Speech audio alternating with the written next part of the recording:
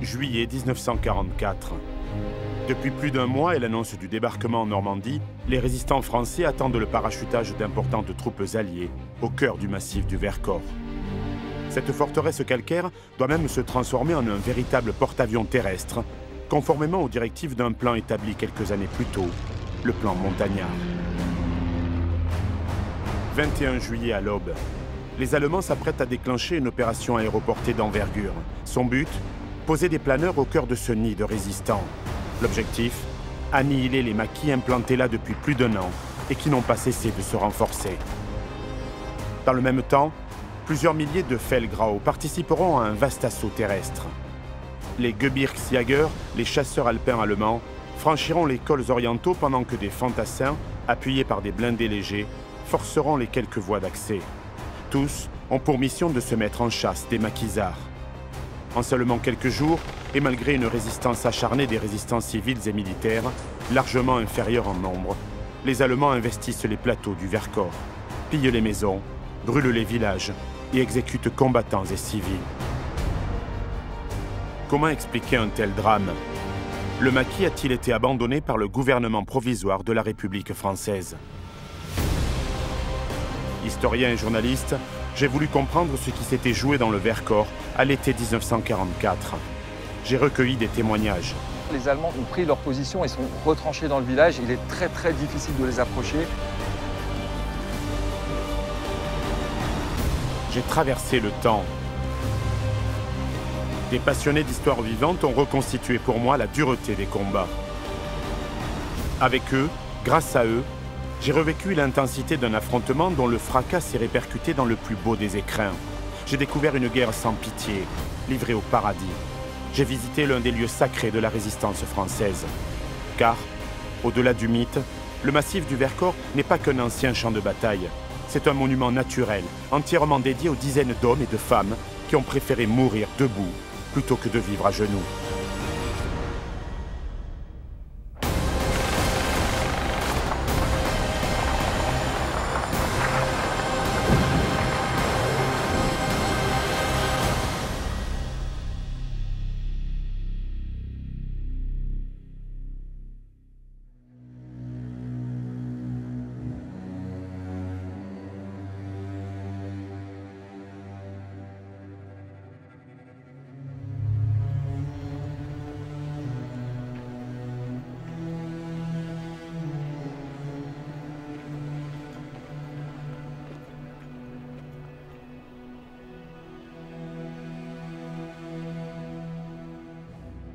« 22 juin 1940. Au terme d'une campagne de seulement 40 jours, Hitler contraint la France à capituler. Suivant une mise en scène orchestrée par le Führer lui-même, l'armistice est signé à Rotonde, en forêt de Compiègne, dans le wagon même où, en 1918, l'Allemagne vaincue signa sa défaite. Le 23 juin, un ultime affrontement a lieu à Vorep, en Isère. Les troupes françaises du général Cartier bloquent définitivement les avant-gardes motorisées allemandes. Les troupes du Reich ne s'empareront pas des Alpes, dont elles laisseront la garde aux Italiens. Elles n'entreront pas non plus dans l'une des forteresses naturelles les plus formidables du massif, le Vercors. Long de près de 50 km du nord au sud, large de 20 km d'ouest en est, ce vaste massif des préalpes calcaires constitue un formidable donjon. Sur les 180 km de son périmètre, il est bordé de parois à pic.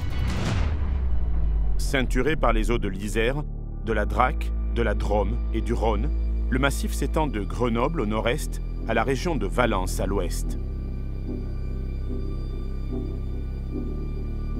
Il s'élève à près de 1500 mètres à l'ouest et au nord, 2000 mètres au sud et 2500 mètres à l'est. À l'intérieur du Vercors, de grandes chaînes parallèles séparent de profondes vallées, dont celle de Villard-de-Lans, Saint-Martin-en-Vercors ou Vassieux-en-Vercors. Véritable citadelle naturelle, le Vercors présente de nombreux avantages tactiques pour les maquisards. Les caches y sont nombreuses.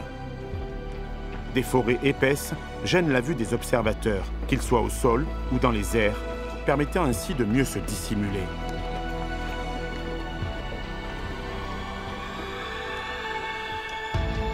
Originaire du Vercors, Hugues Delobert connaît bien l'histoire de la résistance dans la région.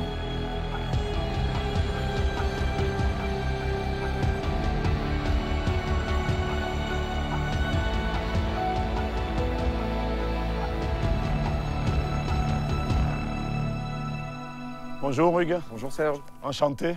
Moi de même. Très tôt, le massif du Vercors s'impose finalement comme étant un véritable refuge. Oui, tout à fait. Dès le début de la guerre, donc des réfugiés d'autres pays européens, des exilés, des gens qui sont persécutés rejoignent ce massif et Grenoble également pour venir s'y cacher, s'y réfugier. Et très rapidement, c'est aussi des Français, bien entendu, puisque à partir de 1940, la France est occupée, qui vont venir eux aussi se cacher dans le Vercors, notamment à Villard-de-Lans. Mais le Vercors va s'imposer aussi comme une forteresse? Avant tout, c'est un lieu de refuge.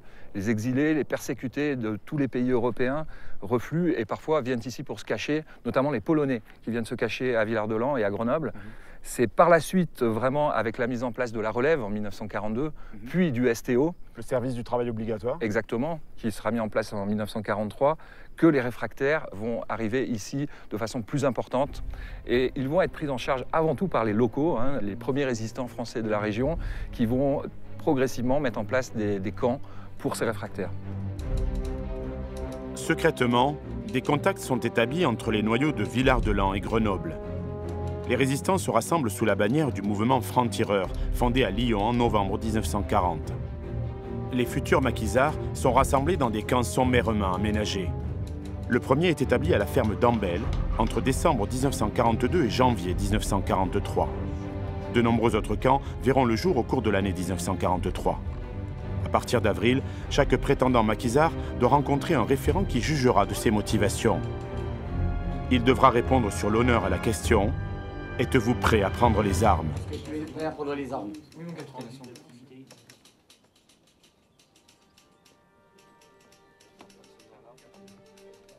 Comment va s'organiser, se structurer la résistance dans le massif du Vercors? Alors, au départ, c'est l'architecte et alpiniste Pierre Dalloz et son ami Jean Prévost qui imaginent ce plan de transformer le massif du Vercors en une citadelle imprenable. Et un petit peu plus tard, ce plan, le plan montagnard, est soumis au capitaine Alain Leray, un militaire de la région également. Et par la suite, je suppose qu'il va aller vers de plus hautes instances pour être aussi validé par les Alliés? Exactement. Le plan, dans un premier temps, prévoit de recevoir des réfractaires, de mettre en place des caches d'armes sur le massif et également de baliser des terrains de parachutage. Dans une seconde partie, ce plan prévoit la réception de milliers de parachutistes sur le plateau ici pour venir renforcer le dispositif et pouvoir effectuer des actions de guérilla en dehors du massif. Ça veut dire que là, le Vercors devient une véritable forteresse. Sur cette seconde partie du plan, effectivement, le Vercors devient une forteresse puisque tous les accès qui y mènent doivent être bouclés et ainsi permettre d'empêcher aux Allemands de percer le dispositif. Le quotidien des quelques 300 hommes qui ont rejoint le maquis au cours de l'année 1943 est identique. Des corvées domestiques, des rondes, de l'instruction militaire et de longs moments d'attente rythment la vie dans les camps. Marc Serratrice a 21 ans lorsqu'il prend les armes. Marc, dans quelles circonstances êtes-vous rentré dans la résistance? C'était un jour du mois de mai 1943, lorsque j'ai reçu du gouvernement de Vichy la convocation pour le service du travail obligatoire, STO, comme on disait à l'époque. Dans ma tête, je refusais de partir en Allemagne. Ça voulait dire devenir un rebelle, recherché par la police, un hors-la-loi, quoi. Est-ce que vous imaginiez la vie que vous alliez avoir dans le maquis ou pas du tout? Non, mal. On vivait au jour le jour. Donc, chaque jour, il y avait une équipe qui était désignée pour aller chercher le ravito. C'était le plus long, il fallait descendre sur Autran, donc 2 heures de descente, 2 heures de montée. Il y en a une autre qui allait chercher l'eau à une fontaine qui était à une demi-heure. Il y en a un autre groupe qui allait monter la garde et ramasser le bois mort pour faire la popote, la soupe de blé concassé. Une espèce de grosse semoule, alors on mangeait ça le matin, on mangeait ça le soir. Ça remplissait l'estomac. Et puis, on avait du pain et du fromage. Notre abri, ça n'était qu'une bergerie désaffectée, tout en longueur, avec 2-3 fenêtres sombres Enfin, c'était vraiment cafardeux. Hein. Assez précaire quand même comme condition. Ah, absolument. Ah, c'était l'endroit le plus retiré par rapport au village. Là, c'était le mois de juillet. Et je ne me doutais pas qu'au mois de juillet prochain, on serait encore dans le maquis et dans d'autres conditions. Donc, c'était la longue marche. Hein. Et l'hiver, dans le nord d'Outran, c'est la Sibérie. Hein. C'est moins 20, moins 25, on a même eu moins 30. Hein. Cette volupté de la chaleur, on ne connaissait plus, quoi. Hein. Et même la nuit, il fallait coucher habillé avec le bonnet encore. Et quand on se réveillait le matin, parce que la nuit, on arrêtait les poêles et tout pour pas s'asphyxier, économiser le bois, on était givrés. Les couvertures craquaient, le bonnet, enfin tout était givré. Si on avait de la barbe, on était givrés. Alors le réveil du matin, c'était le plus difficile. L'hiver, on ne restait pas à calfeutrer. Hein. On faisait des patrouilles de reconnaissance. Il fallait chercher le ravitaillement à l'orée d'Autran. Donc ça voulait dire qu'en ski, il fallait à peu près 1 heure pour descendre, il fallait 2 heures pour remonter en ski avec les sacs. On a commencé entre nous comme des camarades et on a terminé comme des frères parce qu'il y a eu ce creuset où on était tellement solidaires. Et finalement, il fallait s'épauler les uns les autres pour pouvoir survivre et puis se préparer à la grande cause. Alors que les maquisards s'organisent et s'entraînent dans le Vercors, sur le front de l'Est, les combats font rage. Et la situation s'avère de plus en plus critique pour l'armée allemande. Depuis sa défaite à Stalingrad au mois de février 1943 et surtout à Koursk l'été suivant, la Wehrmacht a définitivement perdu l'initiative. Le rêve hitlérien de conquête de l'espace russe est passé.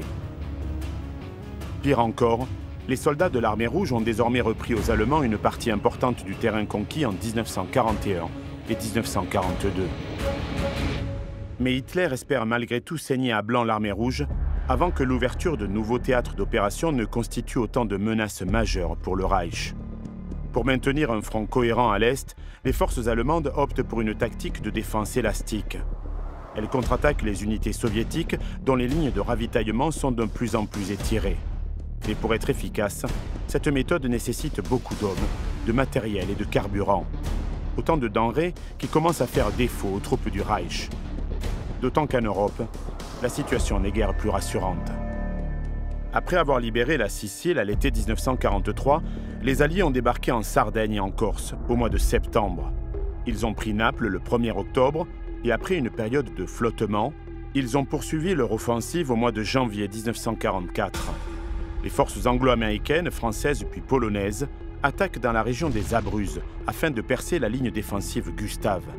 Le 19 mai 1944, le verrou de Monte Cassino saute, la route vers Rome est désormais ouverte. Dans un tel contexte, le général Niehoff, commandant des forces de la Wehrmacht à Lyon, veut, dans l'hypothèse d'un débarquement des Alliés en Provence, sauvegarder sa liberté d'action le long des voies de communication de la vallée du Rhône, sur la route des Grandes Alpes et les accès à l'Italie du Nord. Les maquis du Sud-Est, dont celui du Vercors, constituent donc une menace intolérable, d'autant que les actions de la résistance commencent à se multiplier dans la région.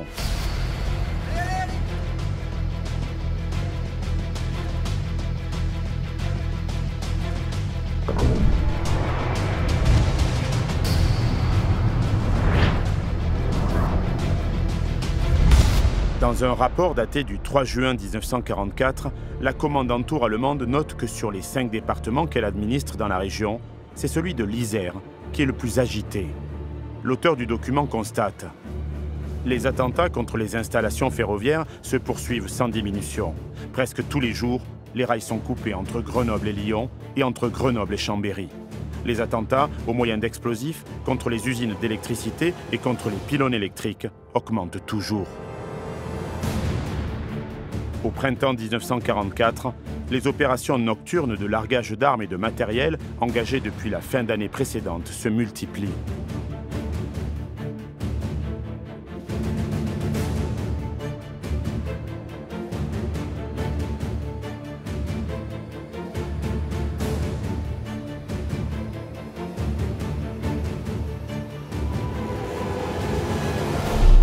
Le SAP, service des atterrissages et des parachutages, est basé à la Britière, commune de Saint-Agnand en Vercors. Il dispose de 7 terrains, dont le plus important est celui de Vassieux, appelé taille-crayon. Il est qualifié arma homo, c'est-à-dire qu'il peut recevoir des armes et des personnels. Disposant d'équipes de réception permanentes, il est capable de recevoir des parachutages sans avertissement préalable. Ce terrain est complété par celui de Rayon, à l'ouest de la chapelle en Vercors.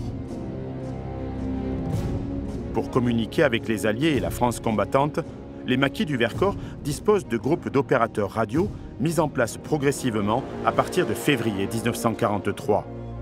Placées sous les ordres du capitaine Robert Benz, ces équipes sont scindées en deux. Une pour communiquer avec Londres et Alger, l'autre pour transmettre les ordres sur le Vercors. Pascal Drouvin est passionné par l'épopée des opérateurs radio de la Résistance.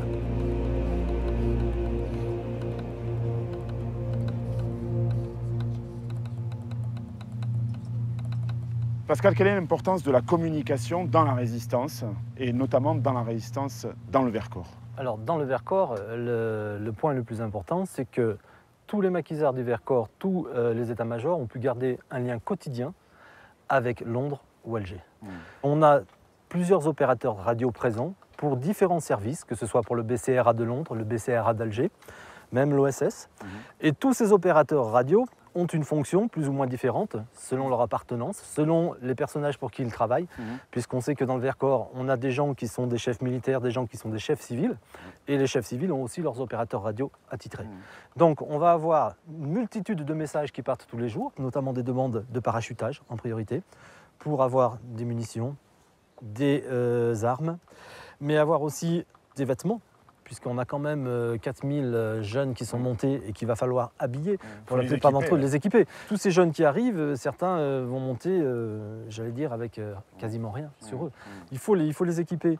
Et puis, il va y avoir aussi en même temps une transmission des résultats des plans de sabotage, plans verts, plans tortues, qui eux se passent plutôt dans la vallée, mais dont les agents de liaison vont monter régulièrement, monter et descendre sur le Vercors. On coordonne déjà les opérations. Voilà, les opérateurs radio qui sont là appartiennent déjà au réseau Action pour certains. Donc ils sont là aussi pour faire remonter les informations et donner les résultats des sabotages qui vont se dérouler dans la vallée de l'Isère, c'est-à-dire déjà les lignes ferroviaires Grenoble-Valence, et puis tout ce qui va se passer pour la remontée, la future remontée, en fait tout se met en place. Voilà. Et au cours même de la bataille, est-ce que la radio va jouer un rôle prépondérant? La radio va vraiment avoir un rôle prépondérant puisque tous les jours les messages partent et on demande notamment le bombardement de l'aérodrome de Chabeuil, là où on sait qu'il y a une concentration d'avions allemands, on sait qu'il se prépare quelque chose. C'est de là-bas que décollent d'ailleurs les appareils qui bombardent le Vercors. Exactement. Et il y a des demandes incessantes qui n'aboutissent pas. Voilà. Et jusqu'à la fin de la bataille, les opérateurs vont multiplier les messages ou est-ce qu'ils deviennent des combattants à part entière? Les opérateurs radio vont prendre les armes et ils vont même le dire dans leur dernier télégramme, un des derniers télégrammes, nous devenons combattants. Au fil des mois, les Allemands sont de plus en plus conscients de la montée en puissance de la résistance dans le Vercors. Il faut réunir les informations, se renseigner sur cette forteresse et sa garnison de terroristes. Régulièrement, des appareils survolent le massif pour prendre des photographies du terrain, comme le Fiesler FI-156, surnommé Storch, la cigogne en allemand. Ce petit avion de liaison et d'observation, d'une longueur de près de 10 mètres et d'une envergure de 14 mètres, a été mis en service dès 1937. Il est doté de 2 hommes d'équipage et d'une mitrailleuse MG15 de 7,9 mm. Le FI-156 va exceller pendant toute la Seconde Guerre mondiale. À partir de septembre 1943, les Allemands prennent la suite des troupes italiennes qui occupaient Grenoble depuis le mois de novembre 1942. Ils vont y semer la terreur. Cette arrivée modifie profondément les conditions de la lutte engagée par la résistance. La Gestapo succède à l'OVRA, la police politique italienne. Elle est plus efficace, plus dangereuse surtout. Les exactions vont se multiplier. Le Vercors est sérieusement menacé. Hugues, quand on est ici sur la route des Grands Goulets, on voit ces falaises vertigineuses, la vallée. On a vraiment l'impression d'être à l'entrée d'un château fort, quasiment imprenable. Comment se fait-il que les Allemands n'aient pas tenté plus tôt de prendre cette forteresse? Alors, il faut savoir quand même qu'à partir de 1943, les Italiens et leur police secrète vont déjà effectuer des incursions sur le plateau afin de débusquer éventuellement des camps ou effectuer des arrestations. Mais c'est à partir du 22 janvier 1944 que la première vraie incursion allemande, qui est vraiment une attaque, va se produire ici, sur les Grands Goulets. Dans quelles circonstances va-t-elle se dérouler? Elle fait suite en fait à la capture de hauts dignitaires allemands et de quelques embuscades qui ont été effectuées sur les troupes allemandes. Et ce groupe donc, de 300 soldats qui est accompagné de véhicules légers, de canons de 37 mm et d'un véhicule chenillé, va effectuer cette incursion sur les Grands Goulets pour tenter de récupérer ces hauts dignitaires allemands.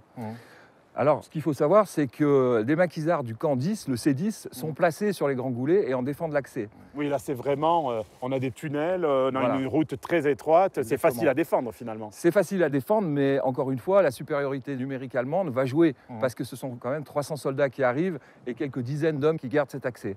Les combats vont durer une quarantaine de minutes, ils vont être assez violents. Les Allemands vont réussir à percer la défense française, puis ils vont réussir donc à sortir du tunnel des Grands Goulets, vont incendier le village des Baraques en Vercors, puis ils vont poursuivre à La Chapelle et encore jusqu'au village de Rousset, où ils vont encore une fois brûler des habitations. Mais la répression va s'arrêter ici. D'accord. Est-ce qu'il y a eu d'autres tentatives comme celle-ci de rentrer à l'intérieur du Vercors et de tester finalement la résistance telle qu'elle est implantée sur place? Oui, le 28 et le 29 janvier 1944, ce n'est plus une incursion que les Allemands effectuent, c'est vraiment une attaque sur le maquis de Malval. Ce maquis, donc, qui est situé au nord-ouest du massif, abrite déjà un certain nombre d'hommes du 6e BCA aussi. Il est tenu par l'abbé Grouès, c'est-à-dire l'abbé Pierre, et les Allemands vont attaquer par les hauts. Encore une fois, ils vont prendre les maquisards par surprise. Et dans la nuit du 28 au 29, ils vont lancer une attaque alors que la neige est présente, donc dans des conditions très difficiles, et ils vont attaquer le village de Malval qui abrite quand même en tout une centaine de maquisards. Donc 40 maquisards seront tués, certains seront précipités dans les flammes vivants, des villageois seront déportés également. C'est l'anéantissement d'un des premiers camps du Vercors.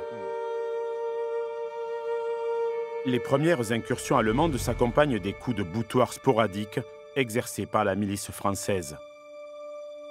Du 16 au 24 avril 1944, le village de Vassion en Vercors est victime d'une opération de répression. 25 camions remplis de miliciens et d'unités paramilitaires des groupes mobiles de réserve parviennent sur le plateau. Plusieurs fermes sont pillées et incendiées, des habitants sont torturés et déportés, et 3 d'entre eux sont fusillés. Les exactions et autres expéditions punitives vont se multiplier dans les semaines suivantes, d'autant qu'un événement majeur survient. Le 6 juin à l'aube, les Alliés débarquent en Normandie.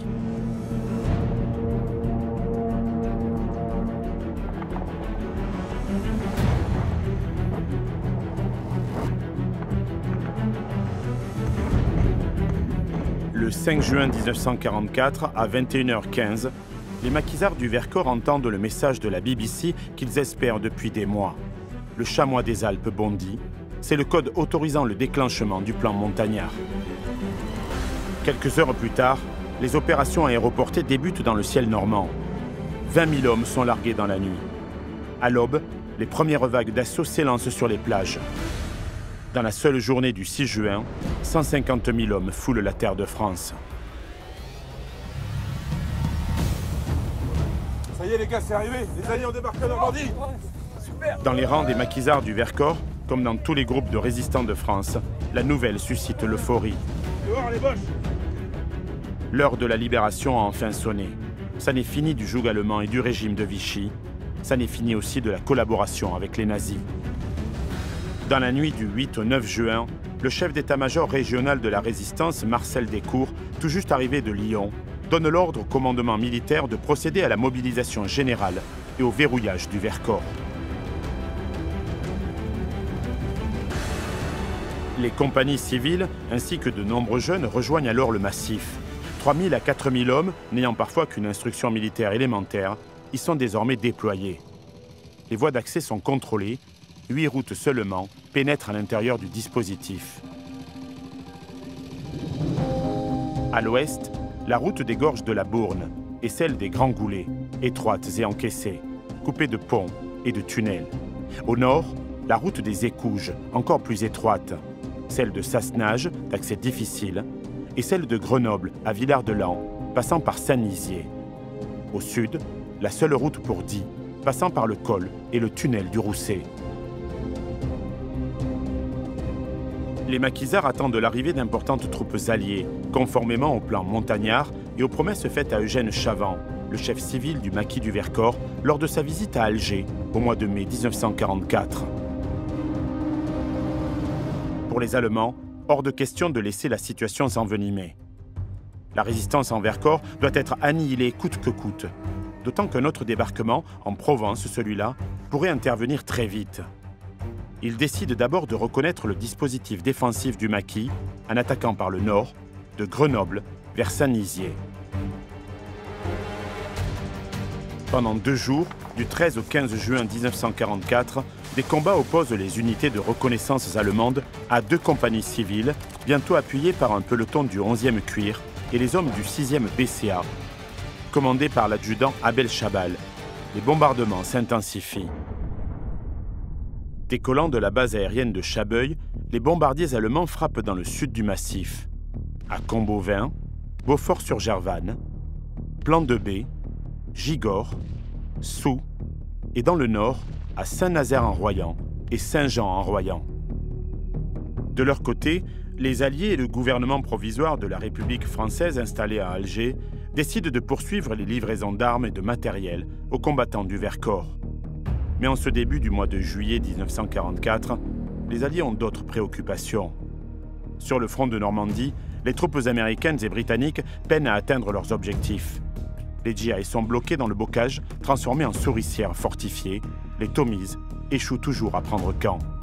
La tête de pont n'est certes pas en danger, mais sur le terrain, la situation reste des plus difficiles. Des milliers d'hommes sont déjà tombés et des milliers vont tomber encore avant de pouvoir espérer gagner la bataille de Normandie. Le 25 juin, un important parachutage d'armes a lieu à la Chapelle en Vercors. 3 jours plus tard, dans la nuit du 28 au 29 juin, sur ordre de l'Office of Strategic Services, l'OSS, l'Operational Group Justine est parachuté et atterrit sur Taille-et-Crayon, vers 1h du matin. Ces commandos légers ont dans leur bagage des armes inconnues des maquisards comme la mitraillette Marlin ou le bazooka M1. Une arme anti-char américaine tirant 1 à 2 fois par minute des roquettes de 60 mm à 400 mètres maximum avec une précision des plus douteuses. Ludovic Dequin est passionné par l'histoire des commandos américains venus prêter main forte aux combattants du Vercors. Ludovic, d'où viennent les commandos qui atterrissent à côté de Vassieux-en-Vercors dans la nuit du 28 au 29 juin? Alors l'OG Justine, comme toutes les operational groups qui opèrent sur le sud de la France, ils viennent d'Algérie. Le QG de l'OSS est à Alger et donc ils décollent de Blida à 21h30. C'est un aérodrome qui est au sud-ouest d'Alger et ils sont parachutés sur Taille-Crayon à Vassieux à 0h10. Le parachutage se passe de manière excellente, il n'y a pas de vent et la résistance les accueille au sol sans problème. Quel est le rôle, la mission qui leur a été attribuée? Alors, ils vont remplir dans le Vercors l'ensemble de la doctrine qui a amené la création des operational groups, c'est-à-dire la formation des maquisards à l'utilisation des armes parachutées alliées, le renseignement et les actions de guérilla contre les lignes de communication ou de logistique allemande. Combien sont-ils exactement? Ils sont 15. Est-ce que ça suffit, 15 hommes, pour faire l'instruction de tous les maquisards qui se trouvent dans le massif du Vercors? Alors, au Vercors, non, parce qu'il y a trop d'hommes à former en trop peu de temps. Les maquis du Vercors ont fait monter beaucoup de gens dans le maquis et ils n'ont pas assez de temps, surtout qu'avant l'attaque allemande, ils ont alterné les phases d'instruction des maquis avec les autres aspects de leur mission. Ils ont fait du renseignement sur l'aérodrome de Chabeuil, d'où décollaient les avions allemands qui survolaient le Vercors, et aussi les opérations de guérilla, notamment la grosse embuscade au col de Luce-la-Croix-Haute sur la nationale qui relie Sisteron à Grenoble. Et quand la bataille, à proprement parler, commence, que deviennent-ils? Alors, ils sont engagés au combat. Et puis après, quand l'ordre de dispersion de nomadiser dans le maquis interviendra, eh bien, ils vont aller se cacher dans les forêts et ils vont vivre pendant quelques temps à manger de l'herbe et à boire dans les flaques avant de réussir à sortir de l'encerclement du maquis. Et pris en charge par la résistance de la vallée de l'Isère, ils vont avoir tout un périple pour récupérer l'armée américaine qui a débarqué en Provence et ils vont la récupérer à Grenoble, à la libération de Grenoble. Finalement, ils vont eux-mêmes devenir des maquisards. Exactement. Ce sont des forces spéciales et ils vont vivre comme ceux qui sont censés appuyer.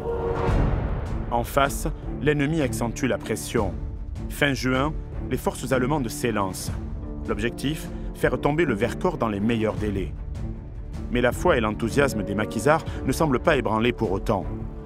Le 3 juillet, la restauration de la République est proclamée à Saint-Martin en Vercors. Le 14 juillet 1944, des défilés sont organisés et de vibrants hommages sont rendus aux combattants de 14-18. Un vent de liberté souffle sur le Vercors. Le même jour, l'US Air Force effectue un parachutage monstre sur le terrain de Vassieux en Vercors.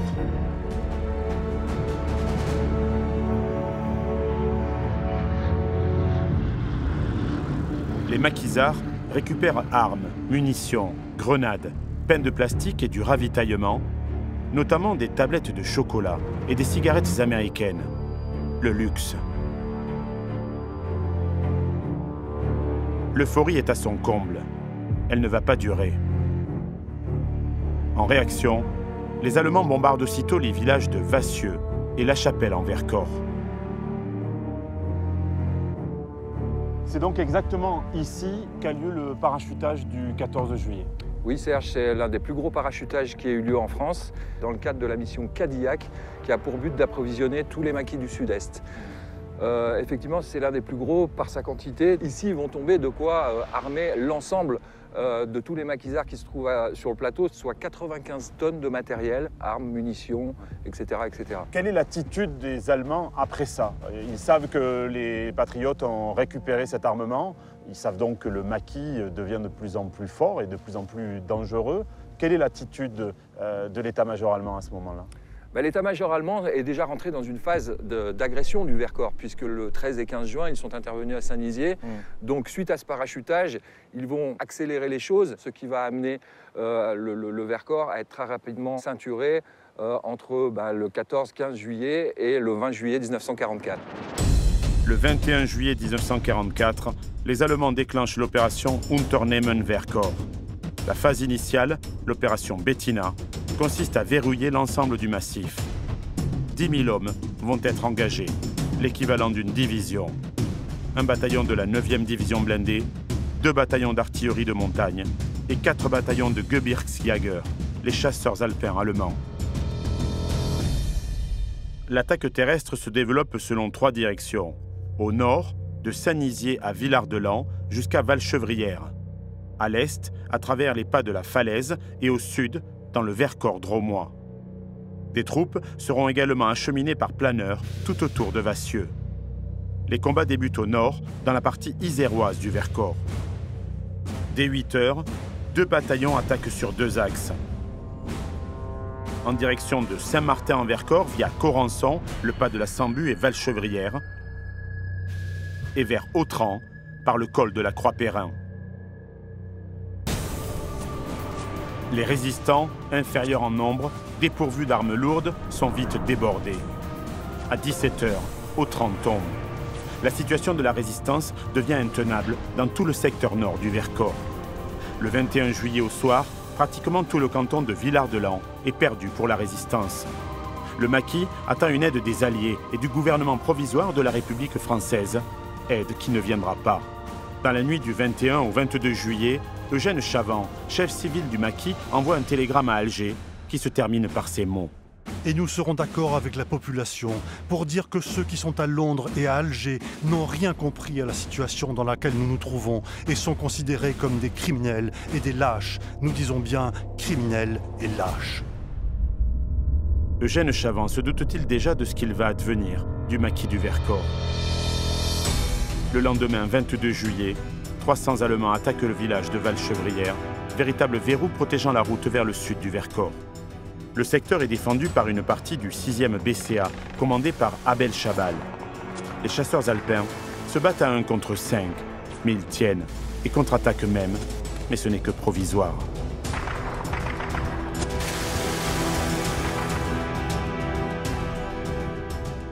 Hugues, comment se déroule la journée du 22 juillet, tout autour de Valchevrières où nous sommes, pour les hommes du 6e BCA qui se sont installés là pour arrêter les Allemands?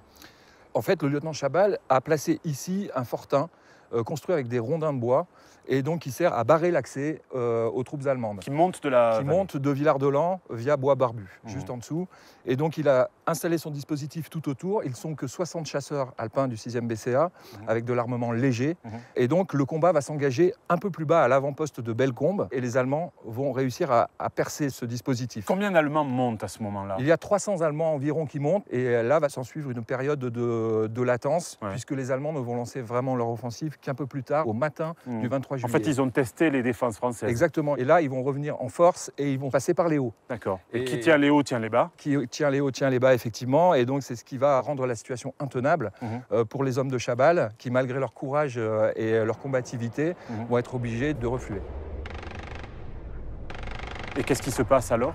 Alors, il se passe que le lieutenant Chabal a décidé de défendre tout seul cet endroit, de se sacrifier pour que ces hommes puissent se replier.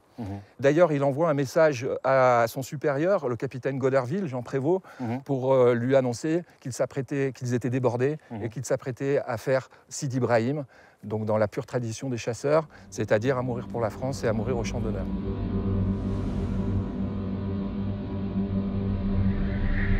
Le Vercors Sud est désormais à la merci des Allemands, qui incendient ce qui reste du village.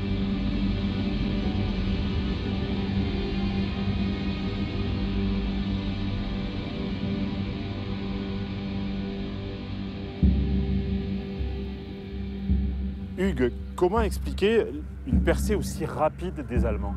Je crois qu'on peut l'expliquer avant tout par rapport à la supériorité numérique des Allemands. Ils disposent également de moyens beaucoup plus sophistiqués que les maquisards, des moyens de transmission, un appui aérien. Et bien entendu, voilà, ce qui joue beaucoup, c'est le nombre par rapport aux maquisards. Est-ce qu'ils sont mieux entraînés aussi? Bien entendu, ce sont des troupes de montagne aguerries qui ont fait leurs preuves par le passé dans leur lutte anti-partisan sur le sud-est de la France. Et donc, ils sont spécialisés sur les actions. Les maquisards, eux, s'attendaient plutôt à une guerre de guérilla. Oui, ils ont été formés pour ça, effectivement. C'est leur premier rôle, la guérilla, et ils se retrouvent confrontés à un combat en ligne. Donc ce à quoi ils ne sont pas du tout préparés, au niveau de l'armement également, puisque les Allemands disposent d'armements à tir courbe, par exemple, ce que les maquisards n'ont pas. Finalement, un combat frontal qui met les maquisards dans une situation particulièrement difficile. Exactement. Au sud-est du massif, l'état-major des maquisards n'a placé sur les pas que des sonnettes d'alerte, composées de quelques sections de résistants. Or, 2 bataillons de chasseurs alpins allemands, plus de 800 hommes mieux entraînés et supérieurement équipés, montent à l'assaut de ce rempart naturel. À partir de Clel, un groupe attaque le pas de Chaton, un autre le pas du Fouillé. Plus au sud, un 3e groupe attaque le pas de la Selle.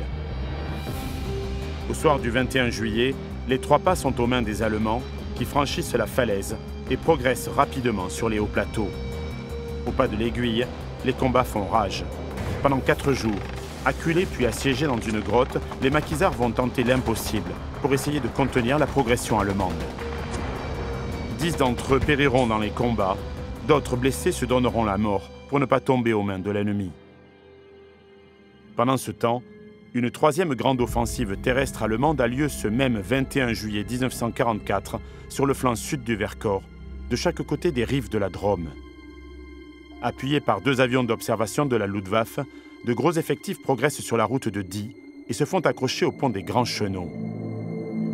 Les Allemands incendient alors le village d'Espenel avant de poursuivre leur route vers Die qu'ils bombardent le 22 juillet avant de s'en emparer. Le lendemain 23 juillet, ils sont au col du Rousset, à moins de 10 km de Vassieux-en-Vercors. Objectif essentiel d'une opération aéroportée d'envergure, déclenchée dès le début de l'offensive terrestre. Après des expériences désastreuses lors d'opérations aéroportées, en Crète notamment, les Allemands ont forgé une unité spéciale de parachutistes formés et entraînés pour être d'impitoyables machines de guerre. Au printemps 1944, 350 Fallschirmjäger ont ainsi été réunis pour former des groupes de combat de 9 hommes qui seront aéroportés à partir de planeurs DFS 230. Mis en service en 1938, d'une envergure de 21 mètres pour un peu plus de 11 mètres de long, ces planeurs peuvent voler à une vitesse maximale de 161 km/h et sont dotés d'une mitrailleuse à l'avant. Chaque groupe de Fallschirmjäger est équipé d'une mitrailleuse MG42. En outre, chacun des combattants possède le tout nouveau fusil d'assaut Sturmgewehr 44. Leur chef, l'Oberleutnant Friedrich Schaffer, un authentique SS, leur a ordonné de brûler tous les bâtiments sur leur passage, sans prendre la peine de savoir s'ils abritent des civils. L'état-major allemand est persuadé que le village abrite le Grand Conseil de la Résistance. La terreur doit s'abattre sur le Vercors. Un homme, volontaire pour accompagner l'opération, va veiller à la faire régner en maître. Il s'appelle Werner Knab. Il a 35 ans. C'est le chef de la Gestapo de Lyon. De 1941 à 1943, il a fait partie de l'Einsatzgruppen C, sur le front de l'Est, chargé de l'assassinat systématique des opposants au Reich, et notamment des Juifs. À la fin du mois de septembre 1941, son groupe a exécuté froidement plus de 34 000 Juifs ukrainiens de tous âges en seulement 2 jours. Knab est un ignoble boucher.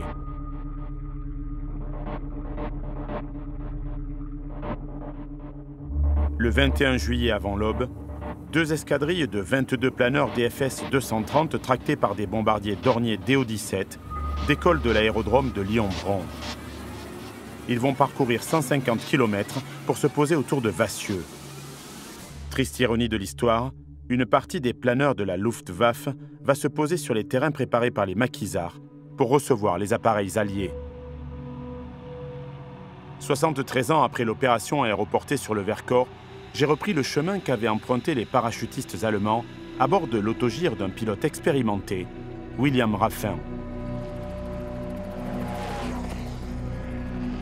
En 1944, les planeurs de la première escadrille ont reçu pour mission d'atterrir près des hameaux de Le Château et Lamure, à quelques kilomètres au nord de Vassieux. Les appareils de la seconde escadrille doivent se poser tout contre le village. La formation commence par descendre la vallée du Rhône. À la hauteur de Valence, elle infléchit son vol vers l'est pour finir par aborder le Vercors en remontant vers le nord. Le plateau où est implanté le petit bourg de Vassieux est entouré de reliefs conditionnant les axes d'approche des planeurs. Les pistes d'atterrissage sont très courtes. À environ 10 km de l'objectif, à une altitude de 2500 mètres, les planeurs décrochent. Parvenus à 900 mètres, les pilotes débutent leur piqué. Les appareils doivent toucher le sol après un vol plané de 5 à 8 minutes. Les machines de la première escadrille se posent sans incident. 200 Fallschirmjäger s'extirpent aussitôt des carlingues.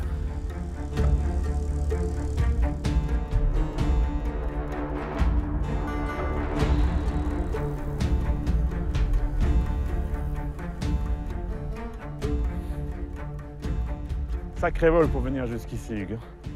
Justement, que se passe-t-il après que les planeurs allemands ont atterri, notamment ici au hameau de Lamure? Alors, 8 des planeurs de cette première vague du 21 juillet, effectivement, atterrissent au nord de Vassieux, sur les hameaux environnants. Les hommes sortent très rapidement des appareils, et ceux-ci ne sont même pas encore arrêtés, ils sont protégés par le feu des mitrailleuses de toit. Les hommes vont tout de suite investir une dépendance où dorment 30 hommes de la compagnie Philippe qui ont effectué une marche de nuit et qui se reposent. Ceux-ci sont surpris dans leur sommeil. La plupart d'entre eux sont abattus sur le champ. D'autres réussissent ou tentent de s'échapper en tout cas. Ils sont rattrapés par les parachutistes qui les brutalisent. Certains sont brûlés vifs dans une ferme et 2 d'entre eux sont malheureusement torturés dans des conditions effroyables puisqu'ils sont pendus à un arbre reliés l'un à l'autre et ils vont décéder dans d'horribles souffrances. Ici, c'est vraiment un lieu où les parachutistes ont agi très vite, très fort et sans pitié.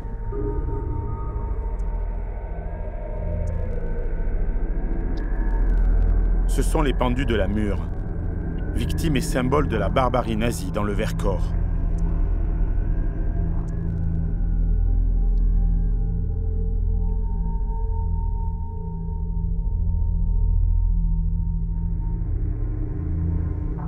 Les Allemands ont donc l'avantage tout de suite. Oui, ils ont pris possession du village de façon tellement rapide et brutale qu'ils ont un certain avantage tout de suite, qui sont sortis très très rapidement des planeurs et qui prennent position assez rapidement en tirant sur tout ce qui bouge, civils, militaires, et notamment ils abattent 12 travailleurs sur le terrain taille-crayon et les civils environnants. Les travailleurs qui étaient en train d'aménager la piste. Exactement, oui. Leur objectif va être tout de suite de prendre position sur Vassieux et de créer une sorte de hérisson défensif, et c'est ce qu'ils font très rapidement. Pourquoi la résistance ne réagit-elle pas? La résistance réagit tout de suite. Les hommes du capitaine Hasbrouck, en voyant arriver les planeurs, se sont mis en position tout de suite. D'ailleurs, ils vont réussir à descendre un planeur qui va venir s'écraser à la mur. Mais ils sont peu nombreux aussi, et les Allemands sont très bien armés. Donc malheureusement, ils ne vont pas réussir à contenir cette première attaque. Et il va y avoir tout de suite des tués, notamment le capitaine Hasbrouck aussi qui va être tué avec certains de ses hommes. Dans de telles circonstances tactiques, face à un ennemi fortement retranché, il faut entre 8 à 10 fois plus d'assaillants que de défenseurs pour parvenir à éliminer un point de résistance fortifié. À Vassieux, ce 21 juillet 1944, il aurait fallu entre 600 et 700 résistants pour arriver à nettoyer le village. Ils sont en fait 10 fois moins. Dans les heures qui suivent, est-ce que la résistance n'essaye pas de se renforcer pour faire en sorte de faire tomber ce hérisson finalement qu'ont formé les parachutistes allemands à l'intérieur du village de Vassieux? Si, tout à fait. L'état-major du Vercors a donc réuni des hommes et les a ramenés sur Vassieux, notamment le commando Justine, donc des 15 Américains qui vont aider aussi les maquisards sur cette deuxième offensive en fait. Malheureusement, les Allemands ont pris leur position et sont retranchés dans le village. Il est très très difficile de les approcher à cause du terrain découvert qu'il y a autour du village. Et malgré les tentatives donc, de ces environ 400 hommes qui sont autour de Vassieux, il sera très très très difficile de déloger les hommes du KG-200. En plus, les parachutistes ont un appui aérien. Des Focke-Wulf 190 tournent sans relâche et bombardent et mitraillent la zone de Vassieux, ce qui rend encore plus difficile l'intervention des maquisards sur le village. Où sont les habitants du village à ce moment-là? Alors, les habitants du village, certains sont restés dans le village, malheureusement ont été surpris par l'attaque. Ceux-ci seront abattus en général et d'autres ont réussi à fuir le village et à se réfugier dans les bois. Quel est le bilan de cette première journée d'opération? Alors le bilan est assez important, déjà pour les troupes allemandes qui ont perdu environ 20% de leur effectif, ce qui est considérable pour une unité comme celle-ci. Et surtout pour les civils et maquisards, on estime à peu près à 100 personnes qui ont été tuées cette première journée du 21 juillet ici sur Vassieux. Au cours de la journée du 22 juillet, une météo exécrable empêche le largage de renforts sur Vassieux. Le deuxième train de planeurs ne peut être engagé. Accrochés aux ruines du village, les parachutistes allemands sont en difficulté, mais ils tiennent.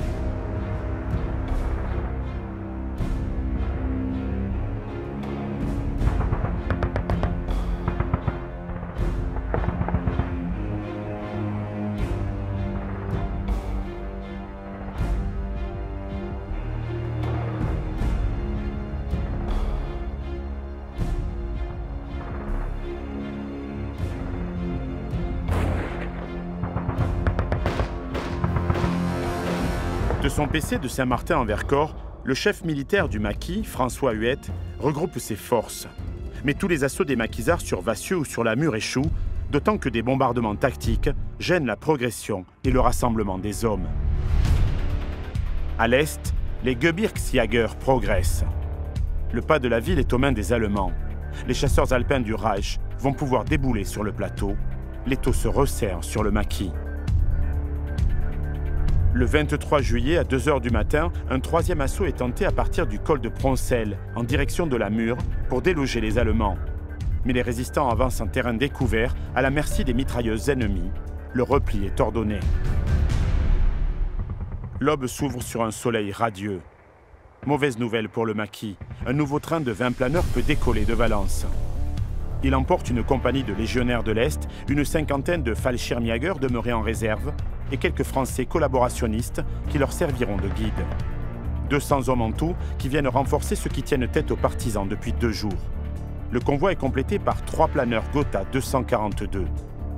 Des mastodontes construits à partir de 1941, pesant 3200 kg d'une envergure de plus de 24 mètres, pour plus de 15 mètres de long, pouvant embarquer 23 hommes ou 3000 kg de fret. Un seul planeur Gotha 242 parvient à se poser sans dommage à Vassieux. Ce même 23 juillet, le verrou de Valchevrières saute. Les pas de la falaise orientale sont pris. Les Allemands entreprennent alors le ratissage du massif. À 13 h, François Huet envoie un message à Alger. Il réclame le bombardement de l'aérodrome de Valence-Chabeuil, d'où décollent les appareils ennemis. Ce sera chose faite le lendemain.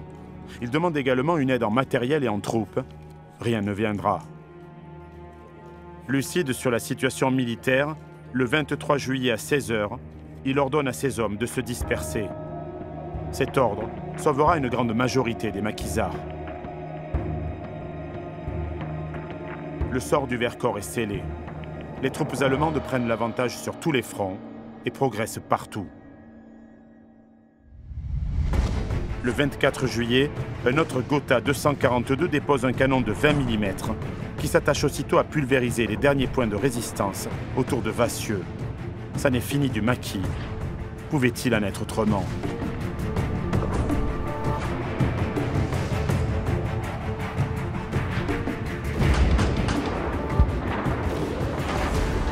Hugues, pour quelles raisons les Alliés ne bombardent-ils pas plutôt l'aérodrome de Chabeuil, d'où décollent les avions qui mitraillent et bombardent le Vercors? Alors le soutien aérien au maquis du Vercors se traduit principalement par des parachutages, exceptionnellement par des dépôts et des récupérations d'agents, mais surtout pas par des opérations militaires contre des aérodromes ennemis. Ce type d'opération s'inscrit plutôt dans l'organisation du débarquement de Provence. Le 24 juillet, des Junkers 52 atterrissent sur l'aérodrome Taille-Crayon de Vassieux. Les pas orientaux sont franchis par les chasseurs alpins allemands qui les ont débordés par les crêtes. Ils s'engagent sur les pentes ouest en direction de la Chapelle-en-Vercors et de Vassieux. Les 24 et 25 juillet, les Allemands progressent de Valchevrières vers Vassieux. Le 25 juillet, le Kampfgruppe Zabel atteint Vassieux depuis l'école du Rousset et de Vassieux. Le 26 juillet, les parachutistes brûlent leurs planeurs et quittent les lieux. Mais l'opération de ratissage du Vercors va encore durer jusqu'au 10 août. Le village de Vassieux-en-Vercors et les hameaux alentours sont pratiquement détruits. Des dizaines de cadavres gisent dans la campagne. Ce n'est qu'au début du mois d'août que des sauveteurs venus de la vallée de la Drôme découvriront les exactions et donneront une sépulture aux victimes civiles et militaires. Pendant les 10 premiers jours de ce mois d'août 1944, les soldats allemands et des bataillons de l'Est, accompagnés par des Français supplétifs de la Gestapo de Lyon ou membres de la division Brandebourg, ont massacré hommes, femmes, enfants et jusqu'aux bébés. Le 27 juillet, vers 6 h 30 du matin, des soldats allemands font irruption dans la grotte de la Luire.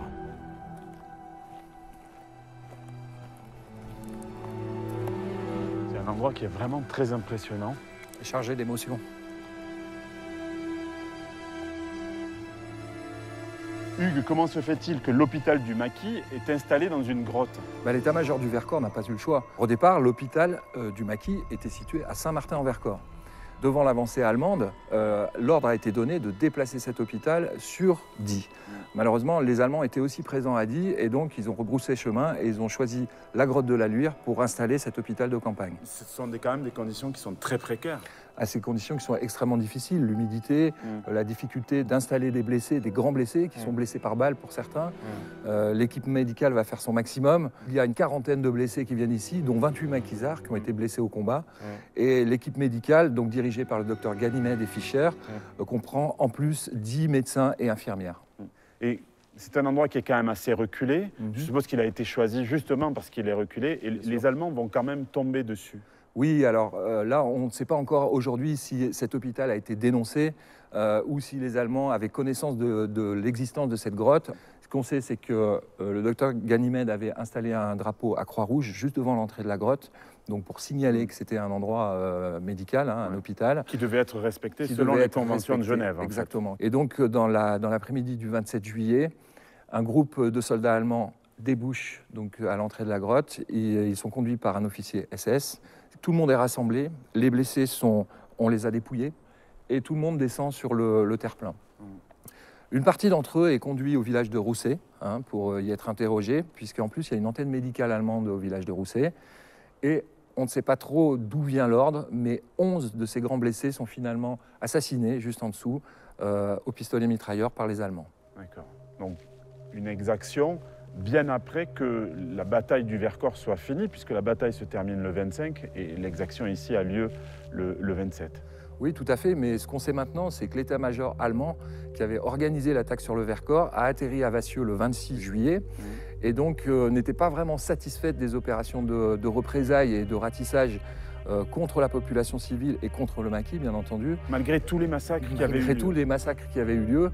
Et donc l'ordre est donné d'intensifier les ratissages et de poursuivre l'extermination des hommes du maquis, des résistants et aussi des civils qui ont travaillé avec la résistance. Pour la résistance, le bilan de cette bataille est rude. 600 hommes ont été tués au cours des combats et lors de la dispersion. Espérant une aide extérieure qui n'est jamais venue et désirant protéger les populations civiles du Vercors, le commandement a accepté d'engager un combat dont l'issue tragique était prévisible. Il a fait au mieux, mais la forteresse s'est vite transformée en piège mortel pour des hommes dont certains n'avaient aucune formation militaire. Lorsque les Allemands quittent le Vercors à la mi-août 1944, le massif est dans un état de désolation totale. Mais leur règne de terreur s'achève.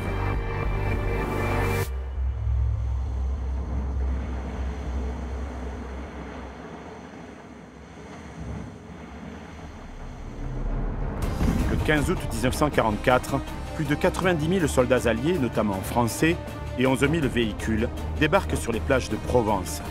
Ce même jour, à 5h30 du matin, 396 avions de transport venus de la région de Rome ont largué 5100 parachutistes américains et anglais au-dessus de la vallée de l'Argent, dans le Var. Ces hommes ont eu pour mission de semer le trouble sur les arrières de l'ennemi et de bloquer toute offensive allemande. Dans la même journée, 2 autres vagues d'avions et de planeurs alliés ont amené des renforts portant à 9660 le nombre des parachutistes alliés sur le terrain. Tous les moyens dont rêvaient les maquisards du Vercors viennent d'être déployés en une seule journée dans le cadre du débarquement en Provence.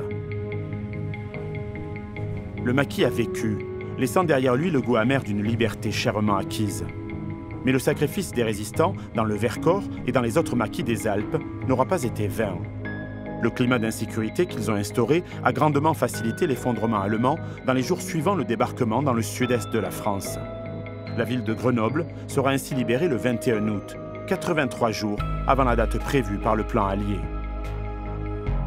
Une grande moitié des 3200 résistants du Vercors survivants participeront d'ailleurs à la libération des villes de la région. Ils chasseront les Allemands de la vallée du Rhône. Certains s'engageront dans la première armée française fraîchement débarquée. Sous les ordres du général Delattre de Tassigny, ils vivront une autre épopée jusqu'à la chute du Reich et perdront encore, au cours de ce périple, de nombreux camarades de combat.